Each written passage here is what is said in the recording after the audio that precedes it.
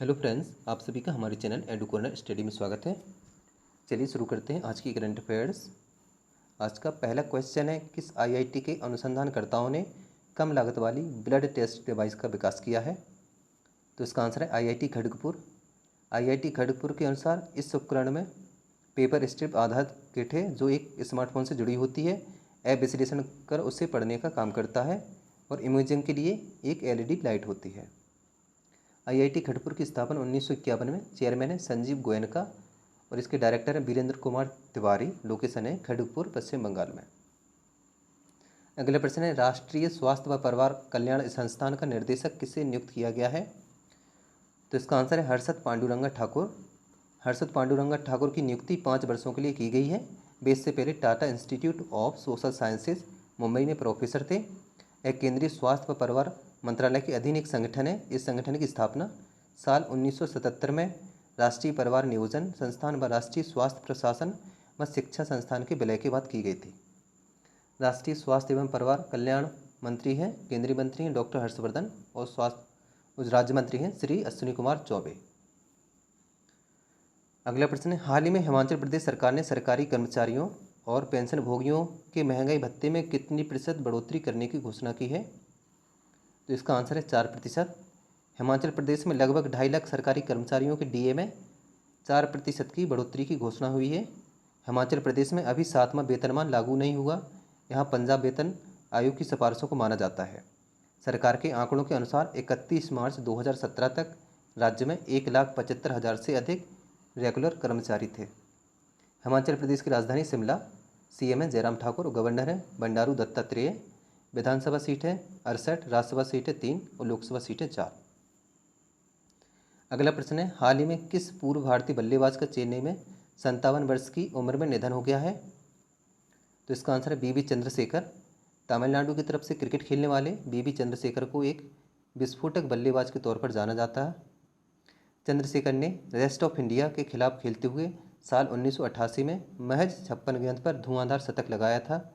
यह उस समय फर्स्ट क्लास क्रिकेट में भारत की तरफ से लगाया गया सबसे तेज शतक था। चंद्रशेखर ने भारत के लिए 7 वनडे और 81 फर्स्ट क्लास के मैच खेले थे।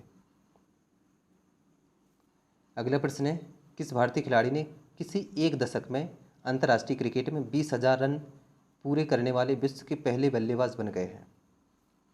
तो इसका आंसर है विराट कोहली। विराट कोहली ने तीनों प्रारूपों में मिलाकर 20,502 रन बनाए हैं। विराट कोहली ने टेस्ट तथा T20 अंतर्राष्ट्रीय में साल 2010 में पदार्पण किया था।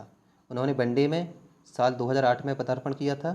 एक दशक में सबसे ज़्यादा अंतर्राष्ट्रीय रन बनाने के रिकॉर्ड में विराट कोहली के बाद ऑस्ट्रेलिया के पूर्व कप्तान रिकी पॉन्टिंग का नंबर आता है। रिकी पॉन्टिंग ने 2000 के दशक में 18,962 रन बनाए थे। अगला प्रश्न है, किस राज्य सरकार ने भारतीय अंतरिक्ष अनुसंधान संस्थान इसरो के चेयरमैन के सिवान को डॉक्टर एपीजे अब्दुल कलाम पुरस्कार से सम्मानित किया? इसका आंसर है तमिलनाडु सरकार। यह पुरस्कार वैज्ञानिक विकास, मानविकी और छात्र कल्याण को बढ़ावा देने वालों को दिया जाता है। तमिलनाडु के निवासियों को यह पुरस्कार दिया जाता है। पुरस्कार में 8 ग्राम का स्वर्ण पद और 5 लाख रुपए नकद दिए जाते हैं।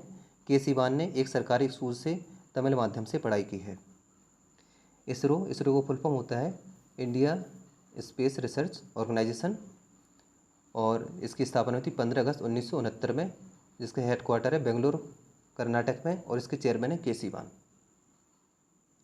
अगला क्वेश्चन है, छत्तीसगढ़ के मुख्यमंत्री भूपेश बघेल ने स्वतंत्रता दिवस पर अन्य पिछड़ा वर्ग ओबीसी का आरक्षण 14% से बढ़ाकर कितने प्रतिशत करने की घोषणा की है? तो इसका आंसर है 27%। छत्तीसगढ़ के मुख्यमंत्री भूपेश बघेल ने स्वतंत्रता दिवस पर अनुसूचित जाति के लिए 13% और अनुसूचित जनजाति के लिए 32% आरक्षण का प्रावधान किया है। SC/ST और ओबीसी के इस आरक्षण के बाद प्रदेश में आरक्षण का कोटा 70% से पार कर अब 72% पर पहुंच जाएगा। आरक्षण के अलावा मुख्यमंत्री भूपेश बघेल ने एक नए जिले का भी घोषणा की है। छत्तीसगढ़ की राजधानी रायपुर। सीएम है भूपेश बघेल और गवर्नर है अनुसुईया उइके। विधानसभा सीट है 90, राज्यसभा सीट है 5, लोकसभा सीट है 11 और यहाँ का हाईकोर्ट बिलासपुर में है। अगला प्रश्न है, 73वें स्वतंत्रता दिवस पर प्रधानमंत्री नरेंद्र मोदी ने कहा कि हर 3 लोकसभा क्षेत्रों के बीच कम से कम कितने मेडिकल कॉलेज खोले जाएंगे? तो इसका आंसर है 1। प्रधानमंत्री नरेंद्र मोदी ने इसके अलावा उन्होंने ग्रामीण इलाकों में सड़क बनाने और गाँवों को ब्रॉडबैंड कनेक्टिविटी से जोड़ने की बात भी कही। मोदी सरकार ने लोकसभा के बाद 2 अगस्त को medical council of India (MCI) की जगह national medical commission (NMC) bill को राज्यसभा में भी पास करा लिया। अगला प्रश्न है, भारतीय पहलवान दीपक पुनिया ने हाल ही में जूनियर विश्व चैंपियनशिप में निम्न में से कौन सा पदक अपने नाम किया है? तो इसका आंसर है स्वर्ण पदक। दीपक पुनिया ने एस्तोनिया में रूस के एलेक सेवजुखोव को हराकर गोल्ड मेडल जीता है। 86 किलोग्राम फ्री स्टाइल कुश्ती इवेंट में उन्होंने यह खिताब जीता। 2018 में उन्होंने इस कैटेगरी में सिल्वर मेडल जीता था। वे 18 साल में इस चैंपियनशिप में स्वर्ण पदक जीतने वाले पहले भारतीय पहलवान हैं। अगला प्रश्न है, किस राज्य के मुख्यमंत्री ने छात्रों के मन में देश के प्रति प्रेम जगाने के लिए अगले शैक्षणिक सत्र से सरकारी स्कूलों में देशभक्ति पाठ्यक्रम शुरू करने की घोषणा की है? तो इसका आंसर है दिल्ली।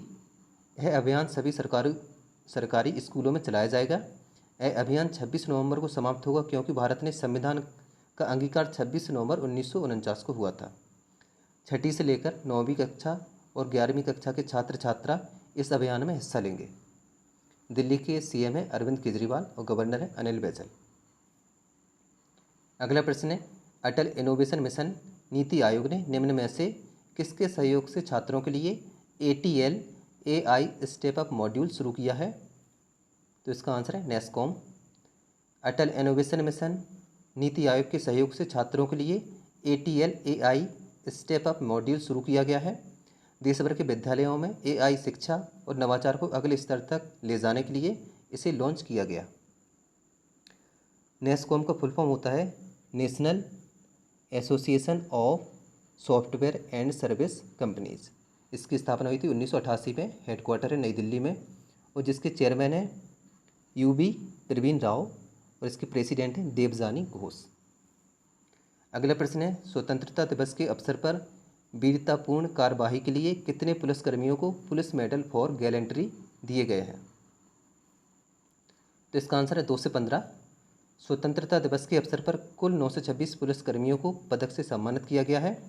2 से 15 पुलिसकर्मियों को उनके विशिष्ट वीरतापूर्ण कार्यों के लिए पुलिस मेडल फॉर गैलेंट्री दिए गए।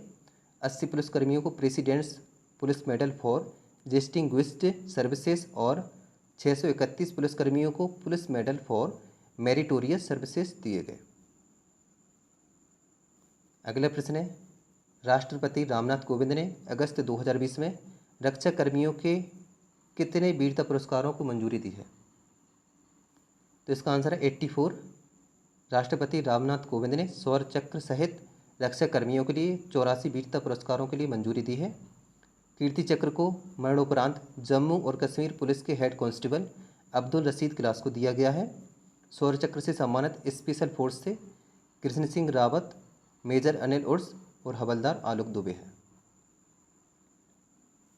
अगला प्रश्न है, आइनॉक्स समूह किस खेल के लिए भारतीय टीम का आधिकारिक प्रायोजक होगा? तो इसका आंसर है टोक्यो ओलंपिक। आइनॉक्स समूह पुनर्निर्धारित टोक्यो ओलंपिक के लिए भारतीय टीम का आधिकारिक प्रायोजक होगा।